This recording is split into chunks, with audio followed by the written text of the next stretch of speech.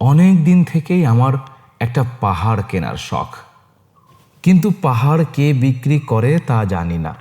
যদি তার দেখা পেতাম, দামের জন্য আটকাতো না।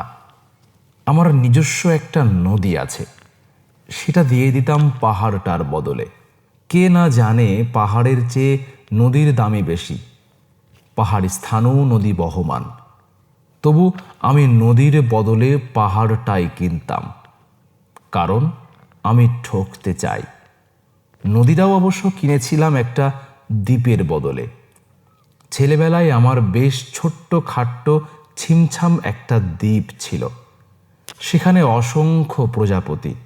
শৈশবে দ্বীপটি ছিল আমার বড় প্রিয়। আমার যৌবনে দ্বীপটি আমার কাছে মাপে ছোট লাগলো। প্রবহমান ছিপছিপে তন্নি নদীটি বেশ পছন্দ হলো আমার। বন্ধুরা বলল, ওইটুকু একটা দ্বীপের বিনিময়ে এত বড় একটা নদী পেয়েছিস, খুব জিতেছিস তো মাইরি। তখন জগতের আনন্দে আমি বিহ্বল হতাম। তখন সত্যিই আমি ভালোবাসতাম নদীটিকে। নদী আমার অনেক প্রশ্নের উত্তর দিত, যেমন, বলতো আজ সন্ধেবেলা বৃষ্টি হবে কিনা? সে বলতো, আজ এখানে দক্ষিণ গরম হাওয়া, শুধু একটি ছোট্ট দ্বীপে বৃষ্টি হবে। সে কি প্রবল বৃষ্টি, যেন একটা উৎসব। আমি সেই দ্বীপে আর যেতে পারি না। সে জানতো, সবাই জানে, শৈশবে আর ফেরা যায় না।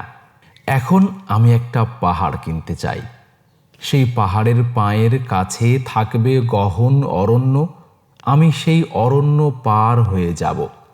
তারপর শুধু রুক্ষ কঠিন পাহাড়, একেবারে চূড়ায়। মাথার খুব কাছে আকাশ, নিচে বিপুলা পৃথিবী, চরাচরে তীব্র নির্জনতা। আমার কণ্ঠস্বর কেউ শুনতে পাবে না।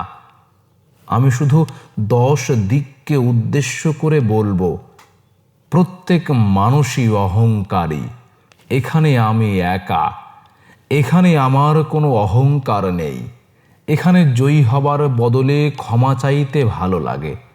হে 10 দিক, আমি কোনো দোষ করিনি।